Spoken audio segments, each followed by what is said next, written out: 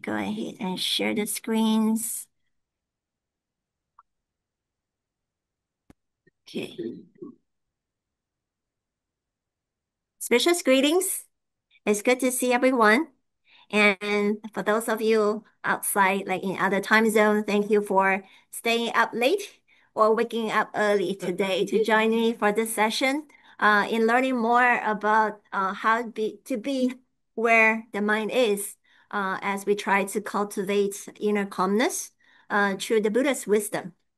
Okay, so the cultivation for us is just like the monkey here with a banana. Okay, that is a good start. We all know that the Buddha mentioned about our mind as like the monkey mind is everywhere, here and there, jumping here and there. So for us to start, we start by focusing on the banana. Okay, and of course, the banana represents the different ways of different methods for us to cultivate not only being focused here today is learning how to be where our mind is. Okay, so um, next slide. Okay, moving. Okay, so today I'm going to have 4 sections throughout the 50 minutes that I would like to share with you. Is like first of all, we know the mind. Okay, of course, it is not from a psychologist's perspective. I'm not a psychologist. I'm just a Buddhist practitioner. Okay, so I'm going to share with you a little bit about how we get to know the mind. Okay, from a Buddhist practitioner's perspective, not a psychologist or not someone who talks a lot about emotions or brain. I'm not that specialist. It's mainly focusing on the practice. And of course, the second part is we like to have everyone has a reality check. Okay. Sometimes we have things that we are not really aware of what we do every day because we go with our habits. Okay. And sometimes we know what is a reality, but we are reluctant to embrace it. Okay. But just to bring our awareness to the present and have a reality check. Okay. And the third part is mainly talking about introducing everyone about the Buddha's practical guidance in raising awareness, okay, as a first step. Okay. And of course, how are we going to put everything that we learn in our everyday practice? Because we still need to live this wall, interact with people, do whatever we need to do, not only the family, your business, your career, everything. Okay. How are we going to um, be with the mind at all times? Okay. So now as a start, I'm not sure if every one of you uh, go through this every day or a few times a week. And it could be this and that. Reminder of the yoga class starting at 10 minutes. The work, oh no, I'm late again. On the way, there's like phone call saying that from the dad or from the wife saying that, oh, remember to pick up some peanuts along the way when you come back. Okay. And of course, like you want to in a hurry to go to another place. And then things just keep on popping up. Okay. And then there's phone. Okay. Oh, 15 notifications and emails, not to say over 100 of them. So with this, how are we going to know the mind, know where our mind is? Because every day there's so many things going on, this and that. Okay. Starting from the moment that we wake up until we finish the day. Okay, so in Anguttara Nikaya, the Buddha mentioned about referring to the monks or practitioners. I know of no thing that changes so quickly as the mind. Wow. Okay, how fast is it? Okay, we talk about like the speed of light. How fast is the speed of light? Okay, I did some research. It's about like 300,000 kilometer per second. The speed of light per second. But how about our mind? the speed of our mind is immeasurable because our mind is beyond time and space. Imagine if you think about Egypt. How many miles away? Just less than a second, less than a snap of finger. So imagine if one day, if we can go to the Mars within one thought. They have to build the spaceship. Voila. Okay, but anyway, I'm just trying to say that just based on the Buddha 2,600 years ago, the Buddha knew that how amazing our mind is. It can be anywhere. If you think about the salad that you ate earlier, you go back. Yes. Yeah, if you think about like going to the national park tomorrow, you're going there. You're already there in split seconds. So first thing that we have to know, the mind. Where's our mind? Okay. And of course, some of you might have watched Inside Out. This is number two, where there's different emotions. And then you see the river here. It is in Riley's mind that it is a mind stream that composes of everything that she has come across. Okay, pizza, burgers, the kids that she played earlier. This mind stream, even though in a animation, the cartoon, it is something that we can see physically. But imagine that it is in our mind. Everything that we have come across yesterday, last month, last year, last life. Not to say the present moment.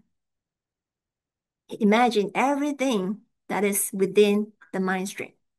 And sometimes you come across the word like mind consciousness, different terms. We are not going into this today.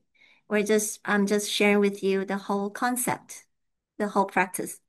Okay. So of course, this mind stream, the Buddhist philosopher, describes the mind as a continuous flow of mental moments or consciousness. It is not a singular or static entity. It's constantly moving. Okay. And it is not something tangible. Okay. And then the mind, often referred as chitta in Pali and Sanskrit. Okay. It is understood as something dynamic, ever-changing process. Okay. It's not limited to this brain. It's not limited to the physical matter that refers to the mind. Okay. So everything where our mind is, whatever that we perceive every day, eyes, ears, nose, tongue, body, and mind, whatever that we see externally, what we see, what we hear, what we smell, taste, and touched, and think in our mind, everything that we perceive at all times, it is within the mind stream. It is within our mind. And that is where our mind is at that moment. Okay. And then that includes not only the perceptions, but also the thoughts, emotions, and whatever reactions that we have based on what we perceive and how we react. Okay, everything is within the mind stream. Okay, it's constantly flowing and changing. It's just like the stream. So the stream is just a metaphor. Okay, that refers to something that is constantly changing and flowing. Okay. And then in sutras, like for example, Surangama Sutra, it also talks about the mind. Okay. So the mind actually does not leave a trace. It can be everywhere, somewhere, or nowhere, and with no form and no trace. Okay. It's because it's so fast. Okay. When we see this remote here, our mind is right here. If you look at this nice green plant here, our mind is here, but there's no trace, right? Because it's constantly changing based on how we perceive. Okay. And the mind does not exist in form, nor can any trace of it be found in the material world. Okay. There is nowhere that is without the mind and no time that it does not exist. What does it mean? It exists all the time. Okay. Yeah. So this is where the mind is. Okay. Right now, where's our mind? Is it here? You sure? Okay. A second ago. Okay, so now, okay, I need to try and see if I can play this one. If not, then oh yeah, I tried a few days ago, but it didn't play. So let me just stop sharing, and then I'm going to share the YouTube. Where's the YouTube? Okay, let me share this one so that everyone uh online can also see. Okay, give me a few seconds. No. Okay, and then for the audience here, I need to do duplicate. Okay, there we go.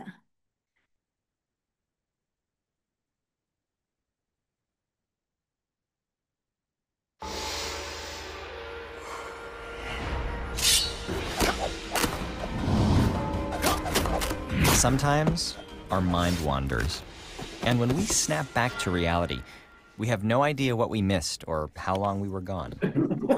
Daydreaming isn't the only thing that causes this inattention blindness.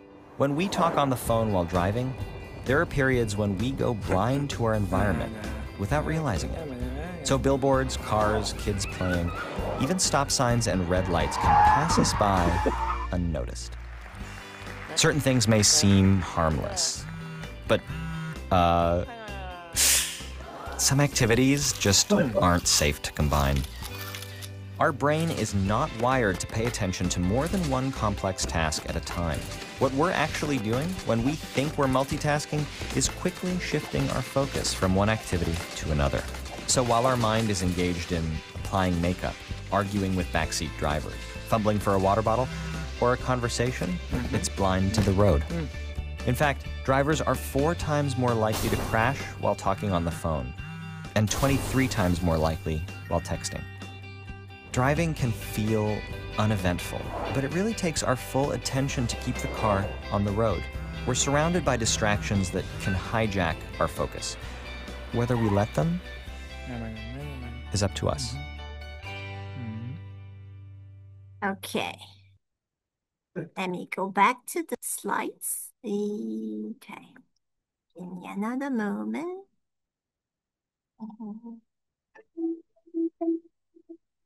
Oops.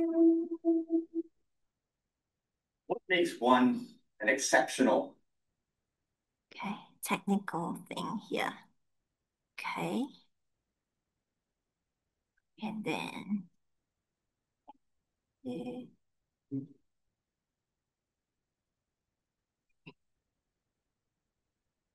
okay, thank you.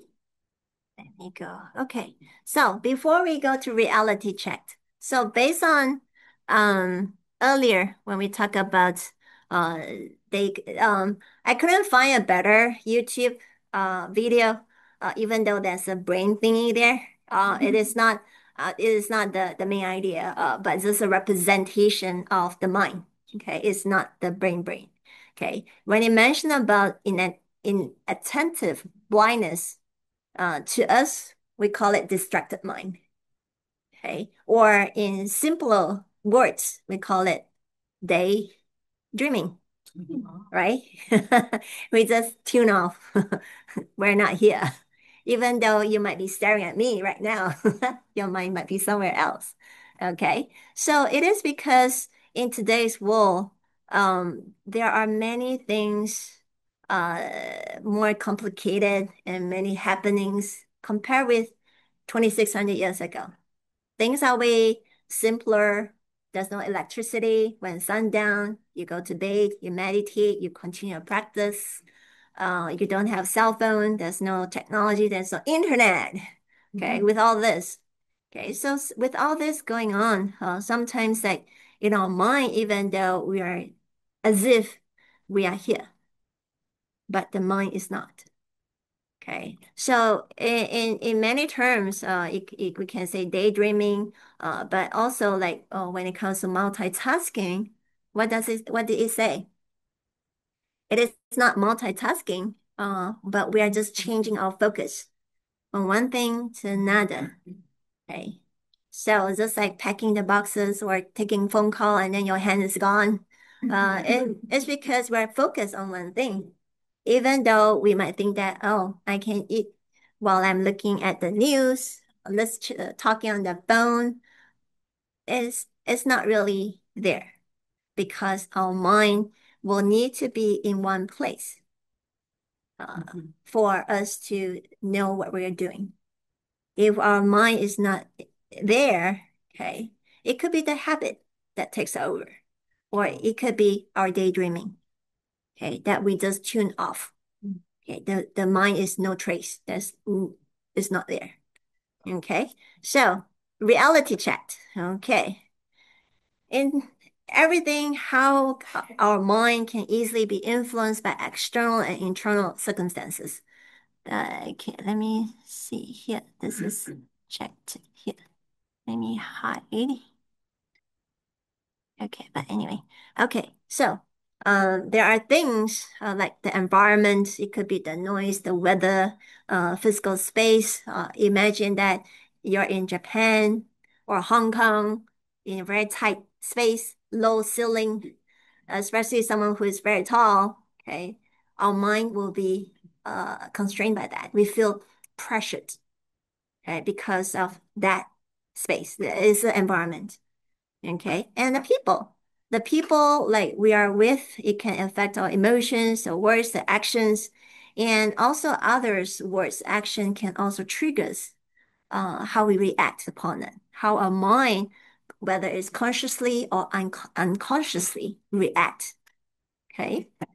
And of course, not to say media, technology, daily news, okay, social media, even advertisements that shapes our thoughts, desires, and also our values. Okay, sometimes we don't even cannot tell what is true and what is false sometimes. Okay, and of course, internal influence is more of like the feelings, like anger, fear, joy, or even the color that we perceive, is based on our judgment. It's biased in many ways. Okay, we always have the preference. This is what I like. This is okay. So thoughts and also bring up memories. Okay, it's based on past memories that will influence how we see these things, this matter. Okay, and of course the physical state. Okay, sometimes if our physical body is like fatigue, tired, or even when we have cold, that we're not feeling well, it will affect our mind too, and our mind will affect our physical conditions. Okay, reality checked. Okay, and of course there are also many other things that I will cover later on. Okay, one of it is many times, like many of us are worried from time to time. Okay, and we're worried about finances, feeling anxious about job interviews, okay, get nervous about social gatherings sometimes. People like to be with themselves, and but then because of work, because of the needs, you have to go for like social gatherings. But sometimes like these feelings of anxiousness or worries can be normal and also even helpful in a way. They may give us a boost of energy and help us focus. Certain level of anxiety is okay. Okay. It helps us to actually stay focused. And then we require us to be, you know, better in a way. But of course, if we go beyond that, it will be like someone who might experience anxiety disorder. There'll be another different scenario here. Okay. But this sometimes people like with experiencing like overwhelming of all these issues that you have to handle every day. Okay, health, money, family problems. Sometimes like even though it might not be a real concern, but if our mind continue to think something that is worse than the current condition, okay, that will give rise to too much of anxiety.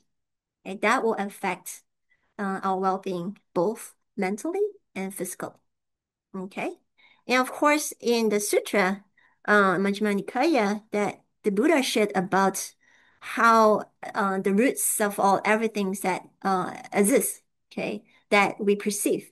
Okay, the first sentence is one perceives the scene as the scene. Okay, so what does it mean?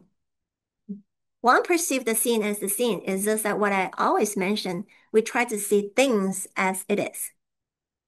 Okay, we see things as it is. Okay, we're not seeing things as having perceived the scene as a scene. One conceives the scene, one conceives the scene, and one conceives in the scene.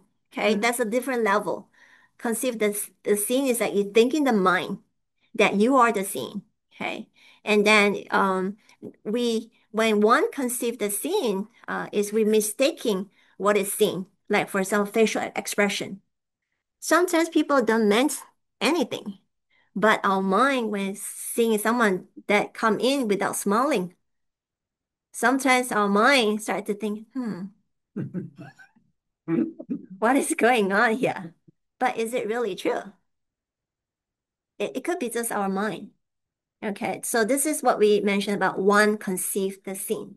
Okay, it's not one really seeing things as it is. We are conceiving, right? We think in our mind. Okay. Okay. So imagine that if you see someone frown, okay, and then you might think that, oh, he or she might be angry at me. But it's just what we think in our mind. We don't dare to say it.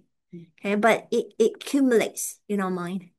Okay. And of course, that one conceives in the scene is we project the meaning, even our personal value into what we're seeing, what we're perceiving. Okay. And then if one conceive in the scene, okay, we're actually building identity based on what we perceive. Okay, you can see the different level that we are really imagining in our mind rather than seeing things as it is. Okay. And now, of course, one conceived from the scene. Okay. It means that creating duality and separation between me and that, me and you.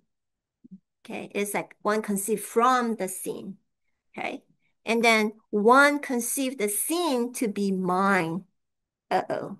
Okay. That is when the clinging comes in. Okay. And attachment to what we perceive. Okay.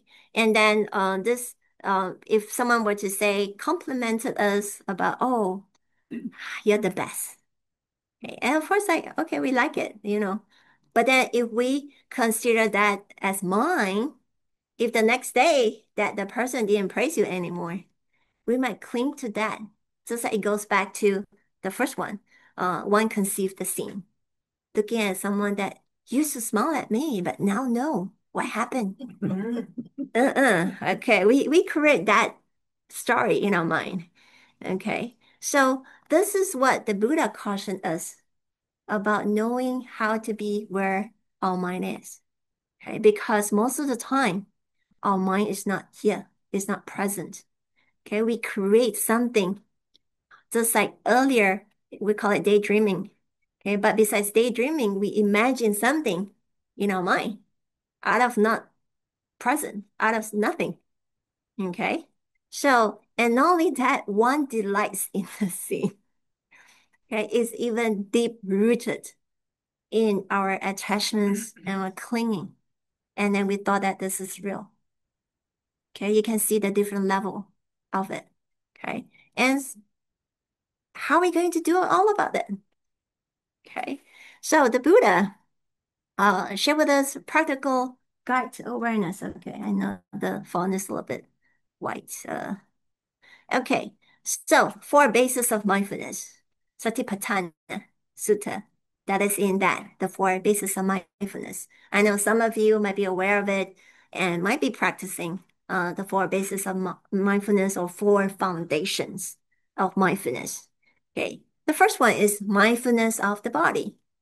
Okay, so most of the time when we start our meditation, we usually ground ourselves, focus ourselves that just being aware of our breathing. Is everyone breathing right now? No, you're on the phone. No, I'm just joking. Okay. And mindfulness of the body, breathing, is something that we experience at all times, 24/7. Okay. And of course, when you're talking, you pause your breathing. When you're eating, you pause. When you're drinking, you pause. But other than that, we're constantly breathing in and out. Okay. And not only that, we extend from breathing to the physical presence here. Are you feeling cold now? Too cold?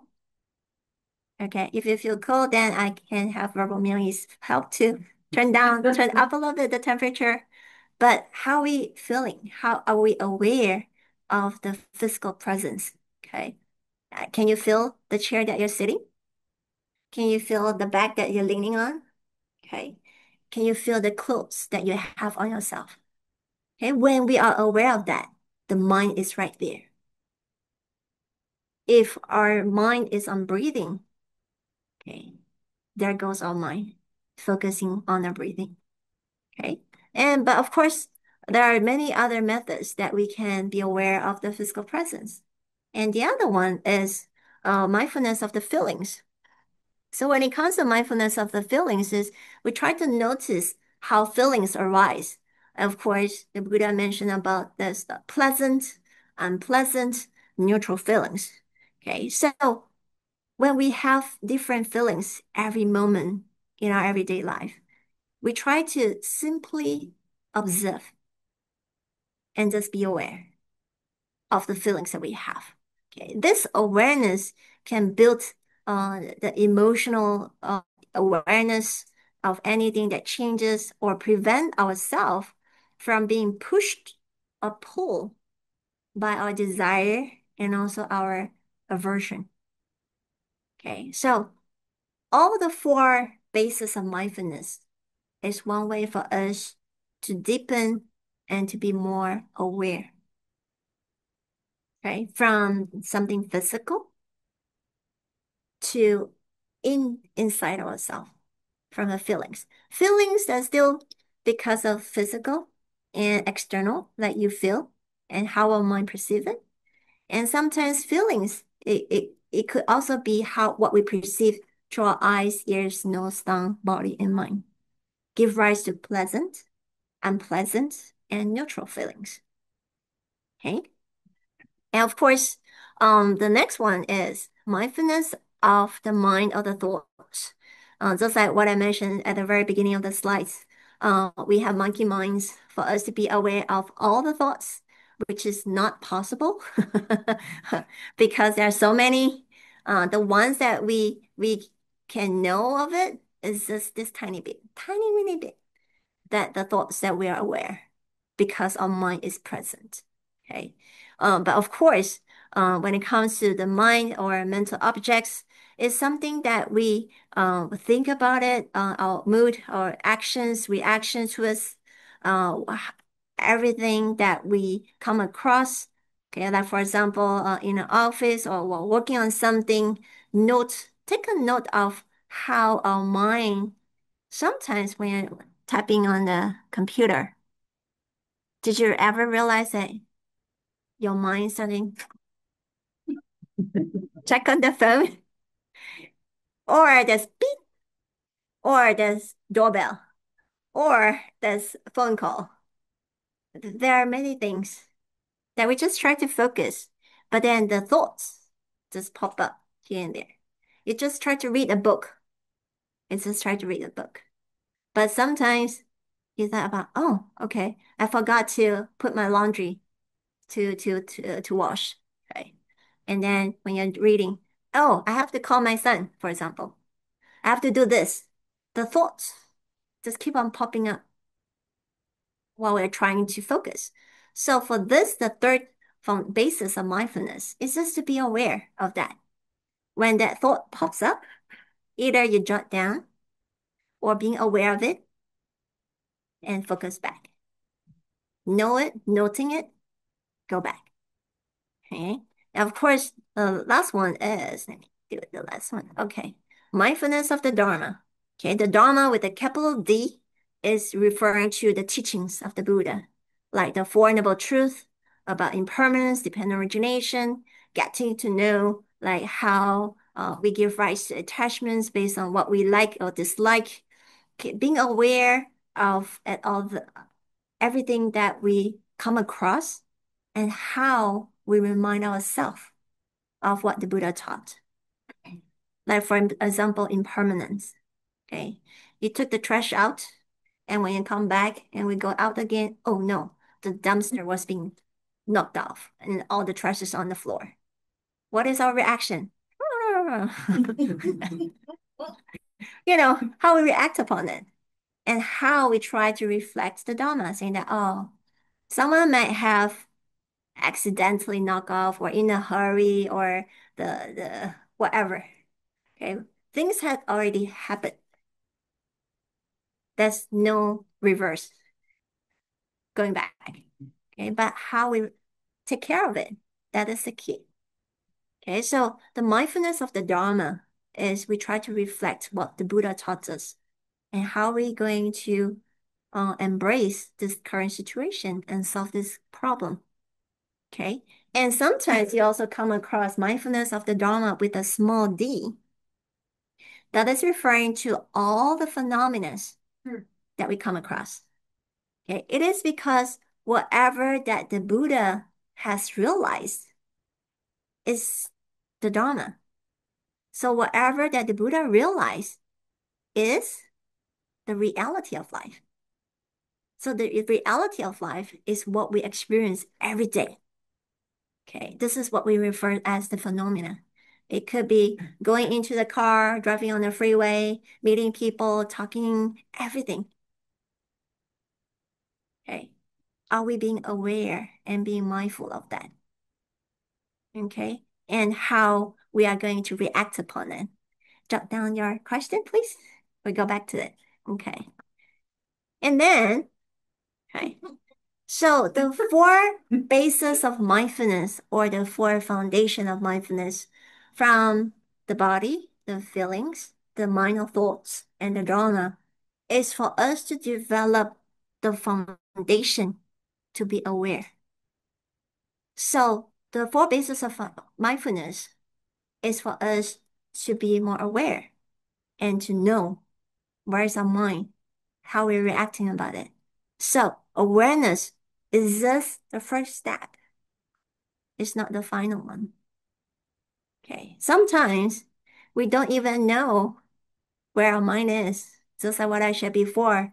You walk down the path, walk down the road, and then all of a sudden you say, oh, where was I going earlier? Open up the fridge, look at everything before opening. You have something, oh, I'm going to take out the oatmeal, for example. But when you open up the fridge, you go blank. Just like you go shopping, you have the whole shopping list, and then you end up the whole cart that is not in the shopping list. This happened. Okay. It is because you are not aware. You know, our mind can easily get attracted by other things. Oh, this is on sale, for example. Okay. Do I need it? Uh, I'm not sure. It depends on what you have in our shopping list. Okay. Awareness is the first step. It is because right now, sometimes we're not aware of it. We don't know where our mind is until we realize, I'm here. I need to come for the class, for example. Yeah. Okay. And then sometimes you want to go to a place fast, and then you got stuck in the traffic jam. What is going on with the mind at that point? How we react upon it is where our mind going. Okay. Sometimes we are in a hurry. We want to go someplace or even like any other days. Every time it didn't have any traffic. Why today? Okay. And then imagine whatever that is going on in our mind is not being present because we start developing the stories in our minds and that, oh no, I'm going to be late. And then why is the car in front not moving? What is going on there? And then our minds start to be everywhere. Okay, but are we aware of that? Okay. is there another way of how we can be able to cope with our mind when we are stuck in the traffic? Okay. By worrying it or feeling frustrated, will the car go faster? It won't. But what should we do? Meditate. But don't close your eyes. Yes, yeah, got a good point. Okay. But of course the whole process is not easy. I know. It's not easy, especially when you're in a hurry or if you want to be in a place that in order to save others, for example. Okay, there's a pregnant lady that you want to drive to the hospital and then you got stuck in a jam. What should you do? Okay, just breathe. Just okay. But at least we try to be aware, aware of the changes in our breathing, aware of how our physical body feels tighter and tighter as we get nervous and frustrated. Okay, noting the unpleasant feeling. Okay, the first one, mindfulness of the body and mindfulness of the feeling. And we continue mindfulness of the thoughts in the mind and the mindfulness of the Dharma. That is when we try to reflect upon what the Buddha taught us. Okay, at that present moment. Okay, it won't change the situation, but we won't be influenced, affected by something that we do not have control over. Okay, and of course, reactions sometimes, or most of the time, there are habitual energies or habitual tendencies. Okay, because we are used to reacting that way. And sometimes when things happen, it's just boom, we just react. Okay, it is because our mind is not present. Our mind is being pulled towards the emotions that we have. Okay, being pulled to another place. Okay, and what should we do? When the negative reactions pops up, okay, this negative reactions that we have, it is not happen overnight. Okay, we have been repeating ourselves over years, over lifetimes that we're not aware of it. Okay, and then is this deep, deep inside our mind that whenever things happen, it just bring back the memories. It repeats itself. So for us to be mindful and be with our mind is we have to be aware, and it takes many times, many experiences, many practices for us to be aware. And when we know that's emotions that arise, we recognize it, we know that. Okay, we are not burying it, we're not scooping it, but we know and be aware. And then only then we can ask ourselves, how should I react? This or that? If it is this, what will be the possible outcome? If it could be the other way, what will be a better solution? And we just try to reason. Okay. And the question that I would like to ask everyone is, how do we usually react based on everyday happenings? It could be something good, something bad, something unpleasant, pleasant.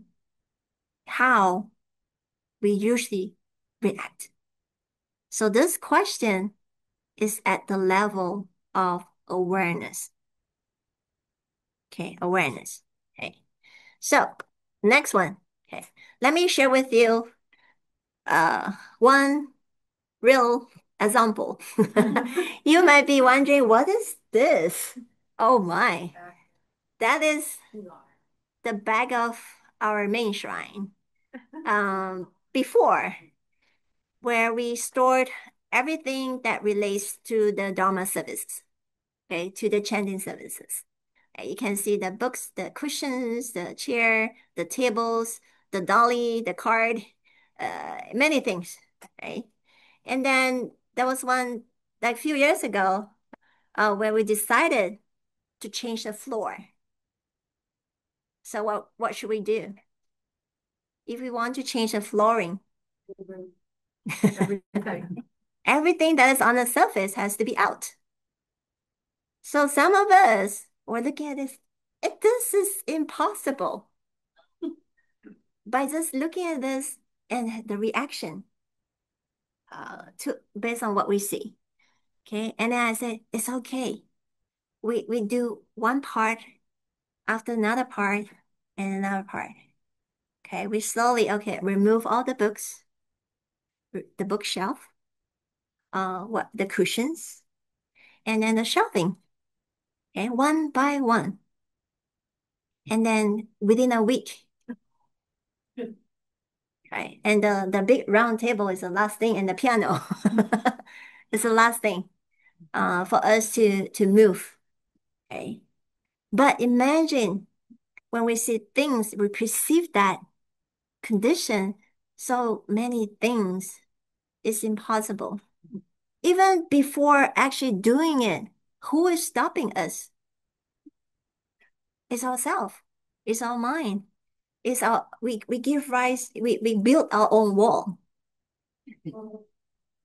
And with the level of awareness, we give ourselves to pause, and just breathe. And we have to think clearly before reacting it. Things can change. Things can be better.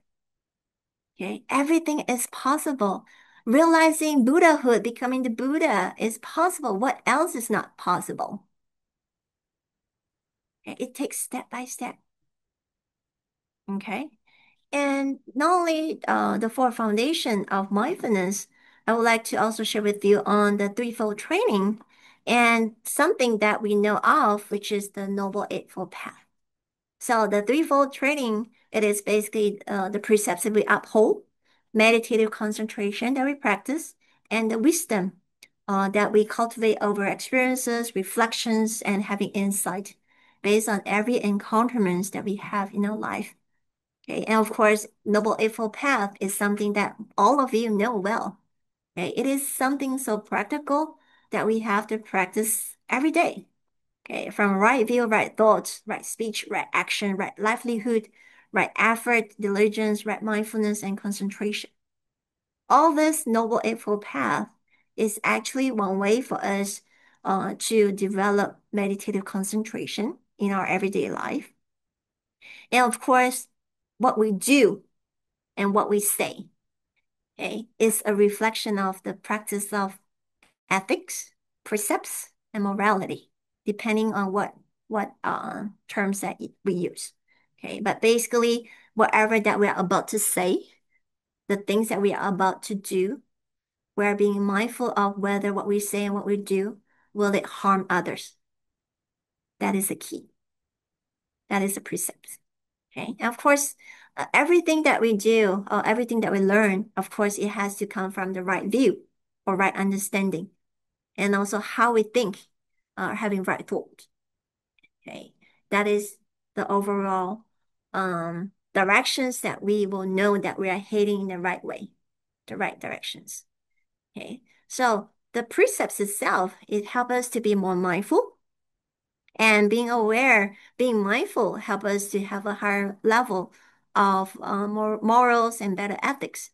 It is because when we are mindful, when we're aware, only then we can be aware of what we say and what we do. Okay. And over time, we will develop a mind that we can see clearer, see things more clearly. Okay. And then this is a step by step. Okay. And then next thing.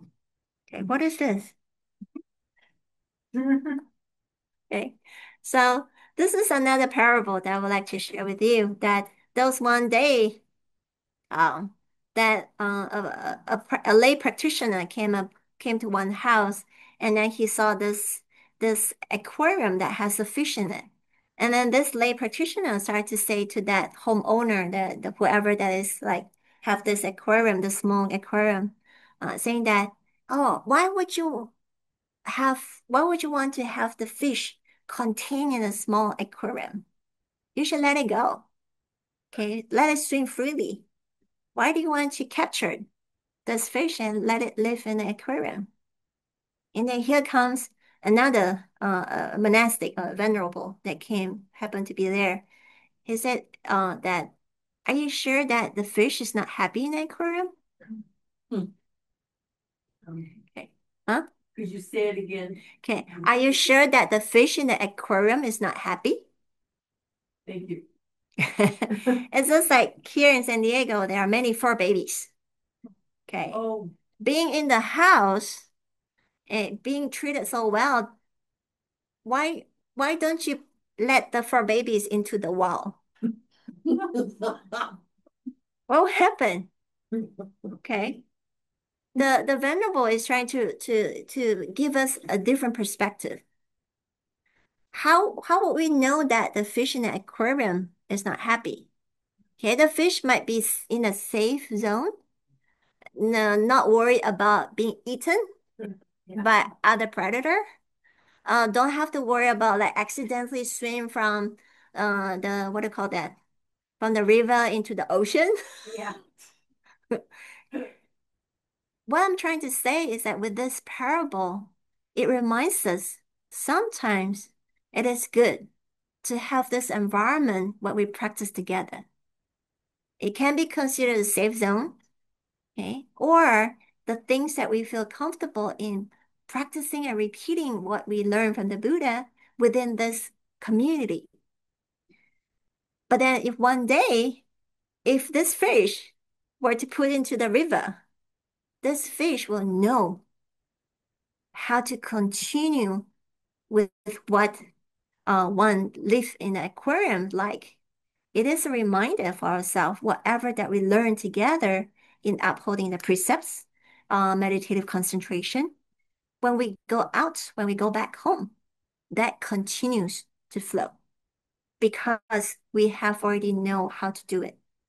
With or without the boat, with or without the raft, we are fine because we already have all the wholesome thoughts, wholesome practice within ourselves. Okay, so Verbal Master Xing Yun once said, precepts guard the body. Concentration or meditative concentration steadies the mind, and wisdom frees the mind. Okay, it's a step by step as we cultivate the three learnings. Okay, the precepts, meditative concentration, and wisdom. Okay, and now of course nowadays with so many conflicts, um, war that is happening every morning when we wake up, when we hear the news. Some of us ask ourselves, what can we do? Okay. Sometimes we feel helpless, okay, in our inability to stop the conflict or to ensure social justice. Okay.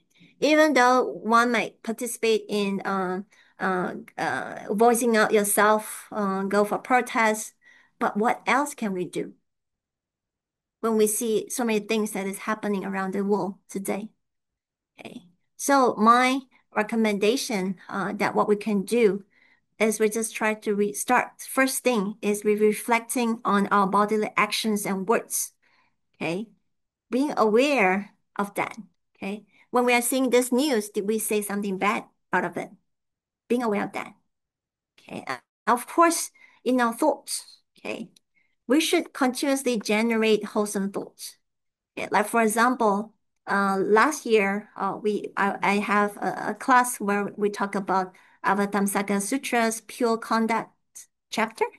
Everything that we do, we give rise to vows, may all living beings. Okay, so in this context, when we see all these conflicts and all this war, in our mind, we send out all the wholesome thoughts. May all beings that caught in the war and conflicts be free from fear, suffering, and hatred.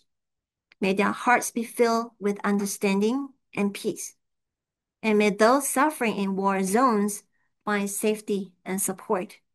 Okay, may the seeds of kindness sprout even in the hardest soil. Okay, may those harm and those causing harm both awaken to their true nature. Okay, and of course, whatever cycle, may the cycle of vengeance cease, and the light of wisdom will light in every heart. Okay, so it's just like we do dedication of merit every day. Even though we are so far apart, even though that we won't be able to do anything, but at least we have the wholesome thoughts and we send out all this positive energy in our daily life, in our daily practice. Okay. And it's just like the parable of a glass of water. Okay. I remember like a Japanese scientist did a research on a glass of water. If you have all the negative thoughts or saying something negative, the water, the crystal, the water will be what do you call that? The crystal in the water drop will be ugly. But if you send out all the positive thoughts to that glass of water, when you put a drop in the microscope, you can see beautiful crystal. Okay. So don't look at as if that every time when we do dedication merit, it is not something tangible, but it is very powerful. Okay. So because of the time, I won't be able to go to this one. But before I open up this floor for some questions or feedbacks, I would like to share with everyone my reflective questions every day that helps me bring my awareness to the present. Is I constantly ask myself, am I breathing? Okay. When I get overwhelmed with too many things to do, I just ask myself, am I breathing? That calms my mind. Okay. And of course, the question about, am I reacting to the reality or what I'm perceiving? This is another question that I should ask myself. Am I seeing things as it is, or I'm seeing things as I perceive? Okay. And the next one, okay.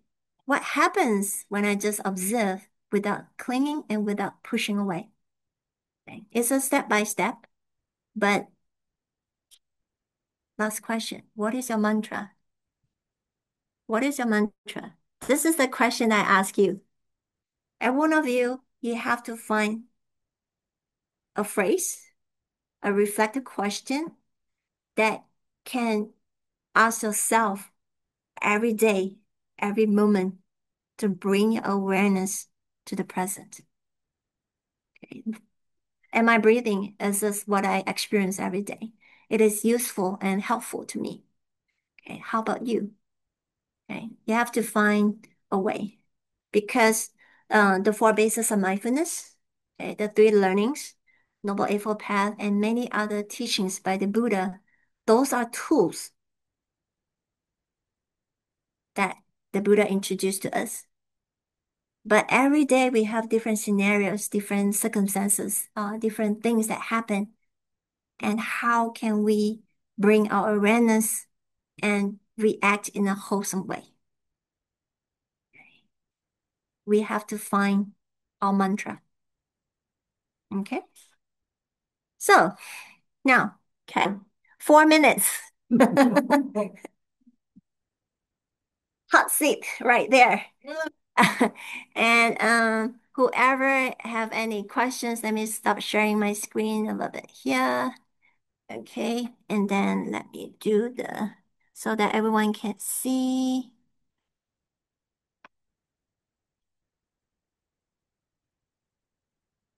Okay, okay, we can see everyone now. Okay, so anyone online or Marissa's right here? Yes, Marissa.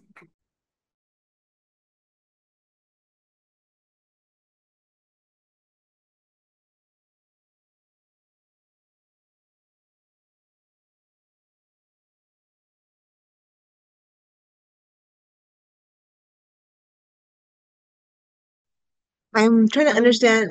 Oh, hello. Got it.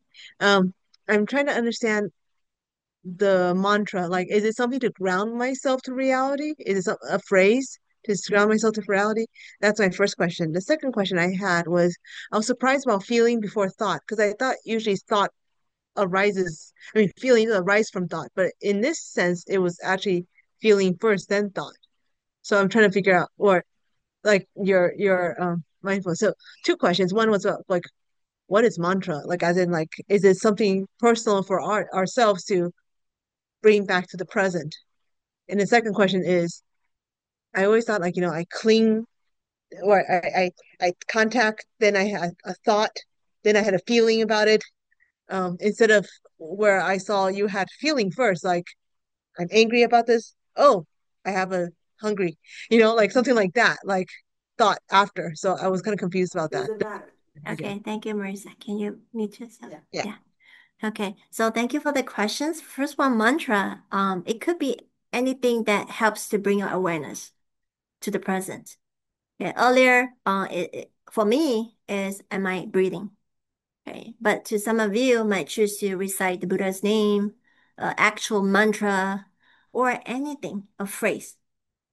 Okay, and then when for your second question, the four bases of mindfulness is not my method, it's the Buddha's. Oh. And it's a different level, different scope for us to be aware of it. It's not first, second, third. It's not the sequence. It's just a referring to the practice. Yeah, it's a practice. Okay, we start from something physical, something that we can be aware of it easily. Okay, and then we look at the feelings because feelings is just three categories: pleasant, unpleasant, and neutral. And that if we are already well versed in being aware of the feelings, then we can choose a different methods by being aware of the thoughts that we have. Okay, it is not feeling first and the thought, but this is not the process. It's just a different methods of practice. Mm-hmm. Okay, thank you. So, anyone online here? Comments, feedbacks? And let me see. Is there any comments here? Okay, so, yes, can you come over here? Okay. Yeah, come over. We have in person here. One question.